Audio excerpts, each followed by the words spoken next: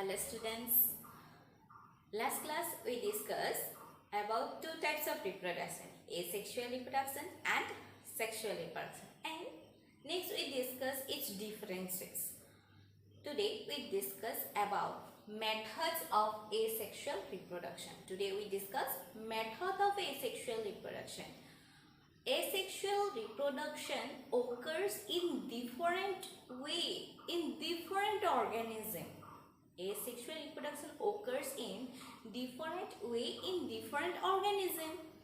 Already last class we discussed about one method of asexual reproduction. It is the binary fission. So what is binary fission? Already we know that binary fission. In binary fission, the parent body or the parent cell divide into nearly equal to daughter individual.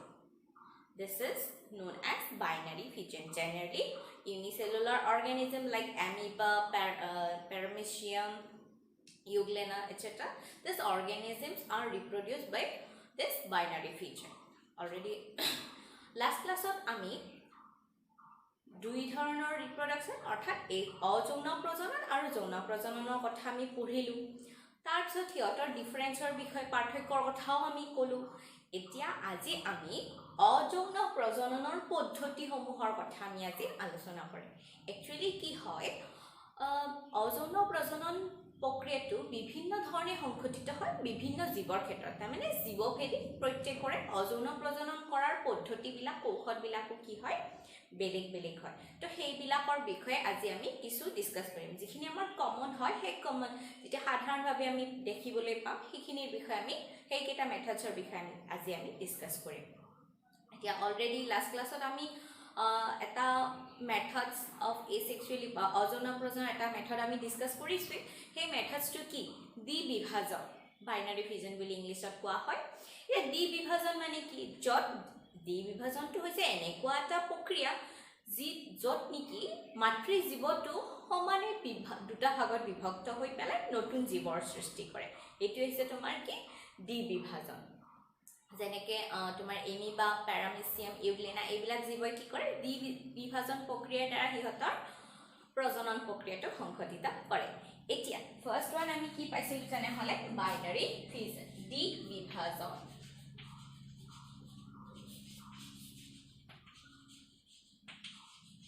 দ্বি বিভাজন and next one is the multiple fission multiple fission বহু বিভাজন binary ফিজন দ্বি বিভাজন multiple ফিজন বহু বিভাজন অসমে বহু বিভাজন বুলি কোৱা হয় what do you mean by multiple fission multiple that means multiply hobo in multiple fission parent individual divide into small many daughter individual in multiple fission the parent cell or the parent body divide into many small daughter individual and this is known as multiple fission like example multiple fission of plasmodium multiple fission of amoeba তো এতিয়া বহু বিভাজন তো বহু বিভাজন তো হৈছে এক প্ৰকাৰৰ অযৌন প্ৰজনন প্ৰক্ৰিয়া যত নেকি এটা জীৱ অৰ্থাৎ মাতৃ জীৱদেহটো বা মাতৃ কোষটো কি হয় তোমাৰ বহুতটা খণ্ডলৈকে মানে ভাগ হৈ যায় বহুতবাৰ বিভাজিত হৈ পেলাই একেবাৰতে তোমাৰ বহুতটা অনুজীৱৰ বহুতটা জীৱৰ সৃষ্টি কৰে আৰু তেনেকুৱা প্ৰক্ৰিয়াটোক আমি কি বুলি কৈছো মাল্টিপল ফিজন বুলি কৈছো ঠিক আছে এতিয়া বহু বিভাজন বুলি কৈছো এটা বহু বিভাজনৰ উদাহৰণ হিচাপে তোমালকে লব পৰা প্লাজমোডিয়ামৰ বহু বিভাজন এমিবাৰ বহু বিভাজন এটা তোমালকে ভাবিছা সাগে এমিবাৰ বহু বিভাজন অলৰেডি তো আমি এমিবাৰ দ্বি বিভাজন প্ৰক্ৰিয়াত পঢ়ি আহিছো হয় না yes যেতিয়া amoeba to unfavorable condition থাকে when amoeba is in unfavorable condition it reproduced by multiple fission যেতিয়া amoeba to তোমাৰ এটা প্ৰতিকূল পৰিবেশত থাকে তেতিয়া amoeba to কি কৰে তোমাৰ বহু বিভাজনৰ জৰিয়তে তোমাৰ প্ৰজনন কাৰ্যটো সংঘটিত কৰে এতিয়া আমি চাওঁ আহাচোন এমিবাৰ মাল্টিপল ফিজন অৰ্থাৎ বহু বিভাজন প্ৰক্ৰিয়াটো কেনেকুৱা amoeba this is amoeba so amoeba is a unicellular organism হয়নে নহয় এটা মই অলৰেডি কলো যে amoeba মাল্টিপল ফিজন কেতিয়া কৰিব যেতিয়া হি unfavorable condition প্ৰতিকূল অৱস্থাত থাকিব তেতিয়া কি হয় তাৰ যিখন কভাৰ ওয়াল আছে এইখন কি হয় তোমাৰ সার্কুলার হৈ যায় this is the nucleus next কি হয় this nucleus repeatedly divide আৰু তাৰ যেটো কোক কেন্দ্ৰ আছে এই কোক কেন্দ্ৰটো কেইবাবাৰ বিভাজন হয় তো বিভাজন হৈ পেলাই কি কৰে এনেকুৱাকে বহুটা নিউক্লিয়াই ফৰ্ম কৰে কোক কেন্দ্ৰৰ সৃষ্টি কৰিলে তাৰ পিছত কি হয় তাৰ পিছত চাবা এই যে প্ৰত্যেকটা নিউক্লিয়াই আছে কোক কেন্দ্ৰ আছে এই প্ৰতিটো কোক কেন্দ্ৰক আবৰি পেলাই একোখন ওয়াল ফৰ্মেশন হয় এই প্ৰত্যেকটো কোক কেন্দ্ৰকে আবৰি পেলাই একোখন ওয়াল ফৰ্মেশন হয় মই কেইটামান আঁকি দিছো বাকি কেইটা দিয়া নাই আৰু ঠিক আছে এনেকুৱাকে বহুটা এই সিঙ্গল এটা এমিবাৰ পৰা এনেকুৱাকে মাল্টিপল ডিভাইড হৈ পেলাই বহুটা কোক কেন্দ্ৰৰ সৃষ্টি কৰিব আৰু প্ৰতিটো কোক কেন্দ্ৰকে পৰৱৰ্তী পৰ্যায়ত এনেকুৱাকে এখন ওয়াললে কভাৰ কৰি থাকিব আৰু এই ওয়ালখনৰ ঠিক হৈ যায় আৰু এই ওয়ালখনৰ নাম দিয়া হৈছে এই ওয়ালখনৰ নাম হৈছে সিস্ট CYST সিস্ট ওয়াল এতিয়া এই সিস্ট ওয়ালখনে কি কৰে এই এমিবাটো তোমাৰ ইয়াৰ ভিতৰত যেটো নিউক্লিয়াছ এই পৰৱৰ্তী পৰ্যায়ত এটা সম্পূৰ্ণ এমিবাৰ সৃষ্টি হ'ব এই সিস্ট ওয়ালখনে এই এমিবাটো তোমাৰ প্ৰতিকূল পৰিৱেশত বাসি থকা হাই টেম্পাৰেচাৰ হক এনেকুৱা প্ৰতিকূল পৰিৱেশৰ পৰা বাসি ৰখাত কি কৰে সহায় কৰে এতিয়া যেতিয়া কি ফেভৰেবল কন্ডিশন পাব অনুকূল পৰিৱেশ পাব তেতিয়া এই ওয়ালখন ফাটি পেলাই বা তাৰ এই এলিভাটো ওয়ালখন ফাটি যাব এই প্ৰত্যেকটো এনেকুৱাকে ওলাই আহিলে যেতিয়া কি ফেভৰেবল কন্ডিশন পাব ফেভৰেবল কন্ডিশন পোৱাৰ লগে লগে তোমাৰ কি হ'ব এই ওয়ালখন ফাটি পেলাই এটা সৰু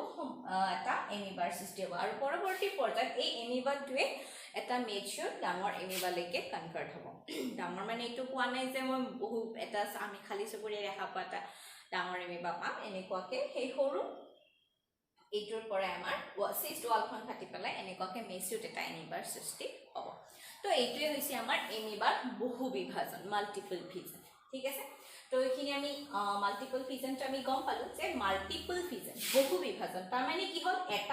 এটা সেলৰ পৰাই এটা বডিৰ পৰাই তোমাৰ কি হল প্যাৰেন্ট বডিৰ পৰাই এনেকুৱাকে বহুটা ডটাৰ ইন্ডিভিজুৱেল ফৰ্মেশন হয় আৰু হেইটোৱে হৈছে আমাৰ মাল্টিপল ফিজন বহু বিভাজন নেক্সট আমি পাম next methods is budding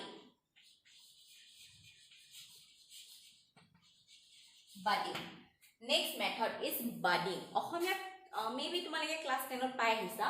budding অসমীয়াত কোৱা হয় মুকুলোদ্গম in budding the new daughter individual form from a small projection which arise in the parent body and this is known as bud and from this bud new daughter individual is formed from the parent individual and this process is known as budding for example hydra for example yeast they are reproduced by budding method to budding অসমীয়াত কি বুলি কলো মুকুলোদ্গম তো মুকুলোদ্গমটো হৈছে এনেকুৱা এটা প্ৰক্ৰিয়া যেটো প্ৰক্ৰিয়া তোমাৰ কি হয় তাৰ মাতৃদেহ বা পিতৃদেহত তোমাৰ কি হয় সৰু এটা অংশ আগবাঢ়ি আহে আৰু সেই আগবাঢ়ি অহা অংশটোৱে পৰৱৰ্তী পৰ্যায়ত কি কৰে মাতৃদেহৰ পৰা বিচ্ছিন্ন হৈ পেলাই সম্পূৰ্ণ এটা জীৱৰ সৃষ্টি কৰে আৰু সেই আগবাঢ়ি অহা অংশটোক আমি কি বুলি কওঁ মুকুল বুলি কওঁ আৰু সেই কাৰণে এই মুকুলৰ পৰা নতুন জীৱৰ সৃষ্টি হোৱা প্ৰক্ৰিয়াটোক আমি কি বুলি কৈছো মুকুলোদ্গম বুলি কৈছো উদাহৰণ হিচাপে তোমালোকে মুকুলোদ্গমত কি ল'ব পাৰা ইষ্টৰ কথা ল'ব পাৰা যেটো আমাৰ ফাঞ্জাই হয় ভেকুৰ হয় ইষ্ট ইউনিসেলুলাৰ তাৰ পিছত নেক্সট আমি হাইড্ৰা কথা আমি ইয়াতে ল'ব পাৰো তো ইহতে কি কৰে মুকুলোদ্গম বা বাডিং প্ৰক্ৰিয়াৰ দ্বাৰা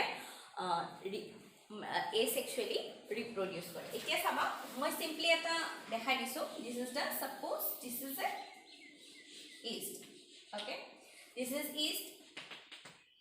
এতিয়া এই ইস্টৰ কি হ'ব বাডিং প্ৰক্ৰিয়াত কি হয় এই সাপোজ ইস্টৰ কি হ'ব এনেকুৱাকে এটা সৰু অংশ আগবাঢ়ি আহিব তো this is the parent cell or parent body তো ইয়াত কি হ'ল এটা অংশ আগবাঢ়ি আহিল এই যে অংশটো আগবাঢ়ি আহিল এই আগবাঢ়ি অহা অংশটোক আমি কি বুলি কওঁ মুকুল বুলি কওঁ আৰু পৰৱৰ্তী পৰ্যায়ত কি হ'ব এই আগবাঢ়ি অহা অংশটোৰ পৰাই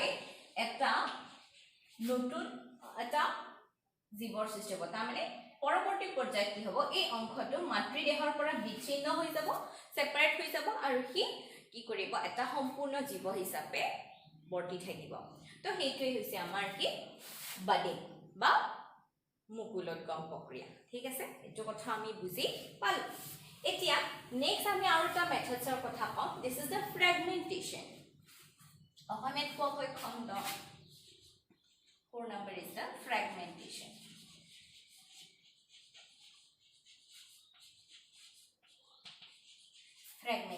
অসমীয়াত কি বুলি কলো খণ্ডন বুলি কলো fragmentation so in fragmentation process the new individual develop from the fragment of the parent body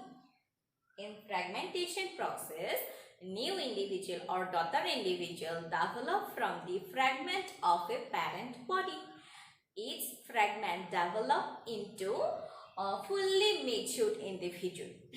মানে খণ্ডনটো হৈছে এনেকুৱা এটা প্ৰক্ৰিয়া য'ত নতুন জীৱৰ সৃষ্টি হ'ব মাতৃ জীৱদেহৰ কোনোবা এটা অংশৰ পৰা খণ্ডৰ পৰা মাতৃ জীৱদেহৰ কোনোবা এটা খণ্ডৰ পৰাই তোমাৰ কি হ'ব এটা সম্পূৰ্ণ নতুন জীৱৰ সৃষ্টি হ'ব আৰু ইয়াকে কি বুলি কোৱা আছে ফ্ৰেগমেন্টেশন বা খণ্ডন বুলি কোৱা হৈছে তাৰমানে সেই প্ৰতি মাতৃ জীৱদেহৰ প্ৰতিটো খণ্ডই একোটা ফুল্লি মেচুৰ্ড এটা জীৱৰ সৃষ্টি কৰিব পৰা কেপাসিটি লাভ কৰে সেইটো হৈছে আমাৰ খণ্ডন এটা খণ্ডনৰ এক্সাম্পল কি দিবা ফ্ৰেগমেন্টেশনৰ এক্সাম্পল হ'ব আমাৰ তোমালোকে কেঁচু জানা স্পাইৰোগাইৰা এই যে আমাৰ ধান খেতি পথাৰত পোৱা যায় হেলুৱৰ নিচিনা তো এইটো হৈছে আমাৰ স্পাইৰোগাইৰা তো এই স্পাইৰোগাইৰাটো is actually fragmentation or 3D reproduction কৰে তাৰ মানে কি হয় স্পাইৰোগাইৰাটো এনেকৈ দীঘলীয়া তো এই সাপোজ ইয়াতে সিঙি গ'ল কাট খাই গ'ল তেতিয়া হলে কি হয় এই প্ৰতিটো সিঙা অংশৰ পৰা এটা সম্পূৰ্ণ নতুন জীৱৰ সৃষ্টি হৈ যায় সম্পূৰ্ণ ইউ এটা সম্পূৰ্ণ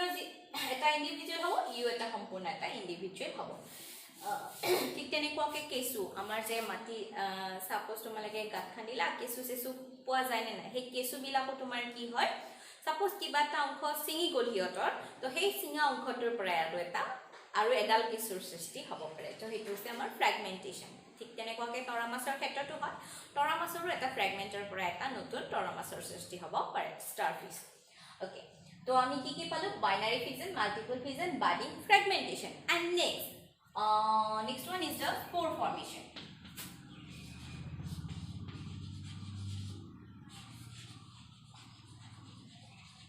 spore formation অসমীয়াত কোৱা হ'ব ৰেণুৰ গঠন বা আমি সহজ ভাষাত ক'বলৈ গ'লে ৰেণুৰ দ্বাৰা বুলিও ক'ব পাৰো ৰেণুৰ দ্বাৰা বা অযৌন প্ৰজনন through spore তো first we should know what is spore এতিয়া প্ৰথম কথা আমি জানিব লাগিব spore মানে কি spore is the small teeny unicellular body spore is the small teeny unicellular body some organism reproduce through the spore like fungi algae so they are reproduced asexually by the formation of spore for example some fungi like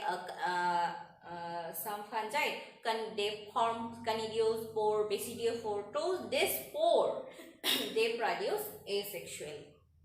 okay so this is the spore formation তো অসমীয়াত আমি কি বুলি কলো ৰেণুৰ গঠন বা সহজ ভাষাত আমি কি বুলি ক'ব পাৰো ৰেণুৰ দ্বাৰা বুলি কওঁ তাৰ মানে ৰেণু সৃষ্টি হ'ল আৰু সেই ৰেণুৰ দ্বাৰাই তোমাৰ কি হ'ল অযৌন প্ৰজনন সংঘটিত হ'ল এতিয়া স্পোৰ ফৰ্মেশন ৰেণুৰ যে গঠন হ'ব প্ৰথম ৰেণু মানে কি জানিব লাগিব তো ৰেণু মানে হৈছে এটা এটা ইউনিসেলুলাৰ বডি মানে এককোষীয় গঠন সৰু যেটো পাতল ৰেণুবিলাক হৈছে সৰু সৰু পাতল ক্ষুদ্ৰ এককোষীয় গঠন ইউনিসেলুলাৰ বডি তো তাকে আমি কি বুলি কওঁ ৰেণু বুলি কওঁ আৰু কিছুমান জীৱই এই ৰেণুবিলাকৰ দ্বাৰা কি কৰে তোমাৰ প্ৰজনন কাৰ্য সংঘটিত কৰে যেনেকুৱাকে ভেকুৰ হেলাই এইবিলাক জীৱই তোমাৰ কি কৰে ৰেণু গঠন কৰি পেলাই ফৰ্মেশন কৰি পেলাই সিহঁতৰ দ্বাৰা এসেক্সুৱেলি অযৌনভাৱে প্ৰজনন কাৰ্যটো সংঘটিত কৰে এতিয়া তোমালোকে ফাঞ্জাৰ ক্ষেত্ৰত মানে ভেকুৰৰ ক্ষেত্ৰত কনিডিও ৰেণু বেছিডিও পৰ এইবিলাকৰ নাম শুনিছা তো এই পৰবিলাক অৰ্থাৎ ৰেণুবিলাকৰ জৰিয়তে ফাঞ্জাইবিলাকে কি কৰে প্ৰজনন কাৰ্য সংঘটিত কৰে এতিয়া তোমালোকে বেংক চাটা দেখা পাইছা যেটো আমি সাধাৰণ ভাষাত আমি ইয়াতে কি বুলি কওঁ ওয়াইল্ড মাশৰুম বুলি কওঁ হয়নে নহয় এতিয়া আমাৰ কি হ'ল বেংক চাটা তো সেই বেংক চাটা ক'ত গজে পচা কাঠবিলাকত গজে হয়নে নহয় তো এতিয়া সেই বেংক চাটাটো তোমালোকে যদি নোটিস কৰিছা তেতিয়াহলে দেখা পাবা যেতিয়া কি একেবাৰে সৰু বা ইয়াং ষ্টেজত থাকে তেতিয়া কি হৈ থাকে হোৱাইট কালাৰ হৈ থাকে আৰু যিমানে হি মেচিউৰ্ড হৈ যাই থাকিব ক্ৰমে তেতিয়া আমি তাৰ কালাৰটো লাহে লাহে কি হ'ব দেখা পাম ব্ৰাউন বা তোমাৰ ব্ল্যাকিশ টাইপৰ হোৱা দেখিবলৈ পাম তো এনেকুৱা মেচিউৰ্ড বেংক চাটা এটা তুমি যদি লৈ আনি পেলাই তুমি যদি এখন হোৱাইট পেপাৰ পাৰি লোৱা সেই হোৱাইট পেপাৰ যদি তুমি জোকাৰি দিয়া তাত কিছুমান পাউডাৰ সদৃশ পদাৰ্থ পৰা দেখিবলৈ পাবা তো দে আৰ নাথিং বাট দিস স্পোৰ তো সেইবিলাকে হৈছে তোমাৰ ৰেণু আৰু এই ৰেণুবিলাকে আকৌ কবাত পচা কাটছাত আনেকুৱা পালে ফেভাৰেবল কন্ডিশন পালে তাতে আকৌ নতুনকে কি হ'ব বেংক চাটাৰ সৃষ্টি হ'ব তো এনেকুৱাকে স্পোৰ ফৰ্মেশনৰ জৰিয়তে মানে স্পোৰ ফৰ্ম কৰি পেলাই ৰেণু সৃষ্টি কৰি পেলাই সিহঁতৰ দ্বাৰা অযৌন প্ৰজনন কৰিব পাৰে তো আমি স্পোৰ ফৰ্মেশনো গম পালো এতিয়া নেক্সট লাষ্ট ওয়ান আছে এটো একচুয়ালি কি হয় প্ল্যান্টৰ ক্ষেত্ৰত সাধাৰণতে ব্যৱহাৰ কৰা হয় vegetative প্ৰপাগেশন vegetative propagation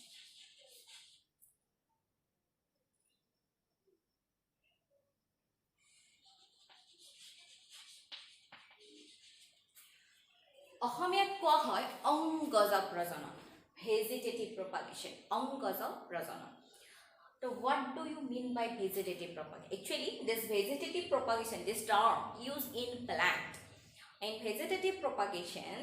the new individual or new plant develop from the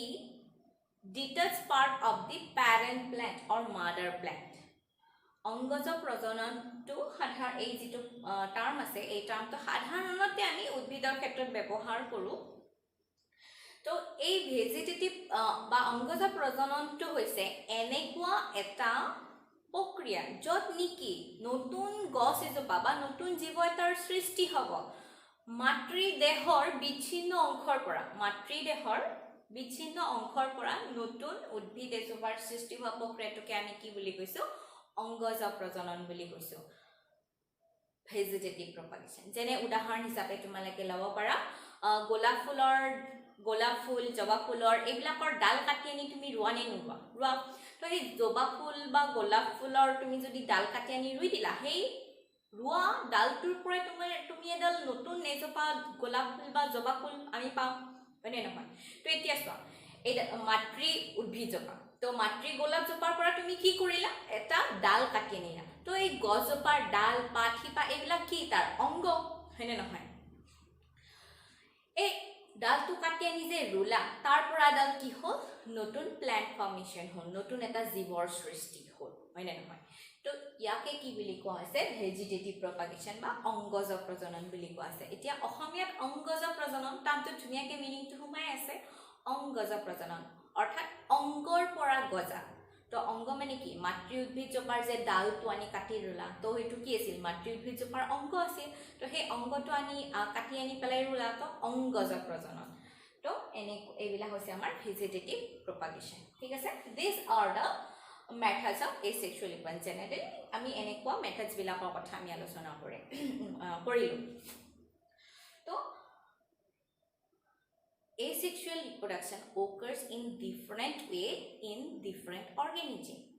আমাৰ অযৌন প্ৰজনন প্ৰক্ৰিয়াটো জীৱভেদে বেলেগ হয় তাৰে ভিতৰত আমি কেইটামান কমন মেথড হে ডিসকাস কৰিছো তো আজি আমি কি ডিসকাস কৰিলো আমি আজি ডিসকাস কৰিলো মেথডস অফ asexual reproduction অযৌন প্ৰজননৰ পদ্ধতি তো ফাৰ্স্ট আমি ডিসকাস কৰিলো বাইনাৰি ফিউজন অসমীয়াত কি বুলি কোৱা হয় দ্বি বিভাজন কি বুলি কৈছো দ্বি বিভাজন অসমীয়া টাৰ্মকেইটা লিখি দিয়া নাই মই ইংলিছ টাৰ্মকেইটা লিখি দিছোঁ অসমীয়া টাৰ্মটো মই কৈ দিছোঁ দ্বি বিভাজন বাইনাৰী ফিজন